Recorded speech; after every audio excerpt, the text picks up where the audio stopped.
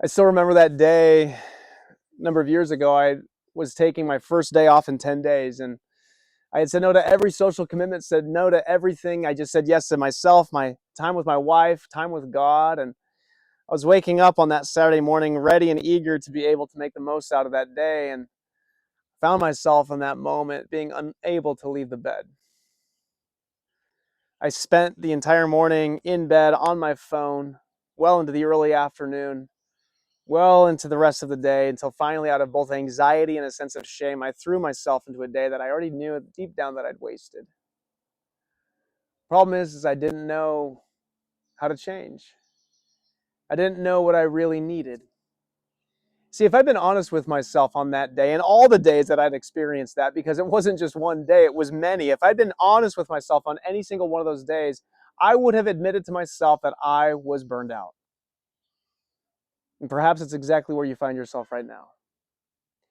Perhaps it's something that you don't even fully want to admit to yourself. You don't even want to be totally honest with yourself because you're afraid of what that would mean.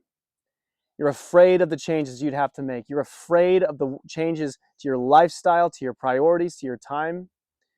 You're afraid of the implications for your career, for your family. See, friend, I was in that place.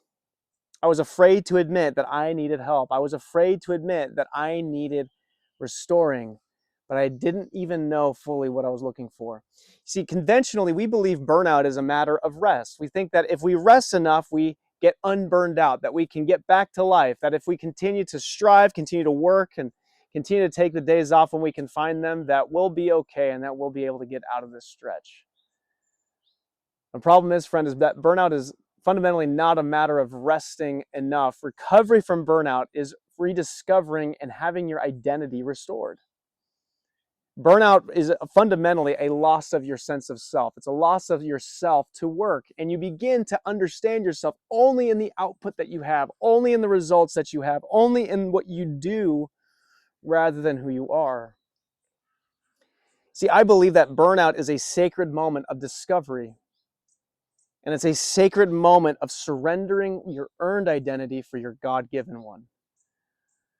In the book of Jeremiah, God through his prophet bemoans that his people Israel in chapter 2, verse 13, have forsaken him, the fount of living water. And not only have they done that, they've gone on and dug cisterns that cannot hold water. And cisterns were these ancient pieces of pottery. They were large to be able to hold rainwater during the rainy season and to be able to rely on that for the rest of the year. And God says, my people Israel have forsaken me, the eternal, unending supply of water, and they have gone off and dug cisterns for their own selves. Now, the full implication of this image isn't totally clear until verse 14, in which Jeremiah asks a rhetorical question. He asks, is Israel a slave? Now, every reader, every original hearer of that would have understood immediately, no, Israel is not a slave. Israel is God's firstborn son. Ever since God had dramatically liberated Israel out of Egypt, God had always declared Israel my firstborn son. And so every single one of those Jewish hearers on that day would have understood, no, Israel is not a slave. Israel is a son of God. But then Jeremiah asks a follow-up question. Why then has he become a plunder? Why then is he being driven into exile? Why is he being conquered? Why is he indistinguishable from the other nations? See, fundamentally, Israel traded its identity. They traded their identity as God's firstborn son, and they desired to go their own way, to dig their own graves, to become people in their own image rather than the image of God. And as a result of that, they were driven away from the land. See, fundamentally, burnout is that same problem, friend. Every single one of us has a hole at the bottom of our hearts.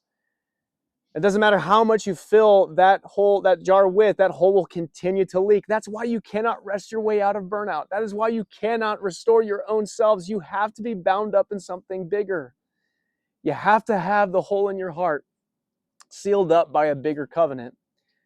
And that's ultimately what the prophet Jeremiah looks forward to in verse 30 or chapter 31. He looks forward on this day in which God is going to restore a better, bigger covenant. And this bigger, better covenant is going to write the law on God's people's hearts, that they are going to have their hearts changed, that broken cistern is going to be replaced with the God-given source of life. And I believe fundamentally that burnout is that discovery moment. It is that realization that we must trade away our earned identities for our God-given ones. And burnout is the moment where our face hits the pavement, when suddenly we have to realize that reality doesn't bend to our wishes, that we instead have to follow it, that we have to surrender to it. And friend, I sit here right now knowing full well how much good news that truly is. And I want you to discover that as well. See, my name is Ryan, and this channel exists to be able to support you in your burnout recovery. And I fundamentally believe that burnout is a sacred moment of discovering that our identities were never meant to be based on our careers, what we do for those that we love, but rather our identity is given by our Creator. It is that sacred moment of realization that what we seek to earn on our own is nothing compared to what God is prepared to give us. And this channel exists to support you in that. And so if that interests you, I'd encourage you to subscribe to this channel.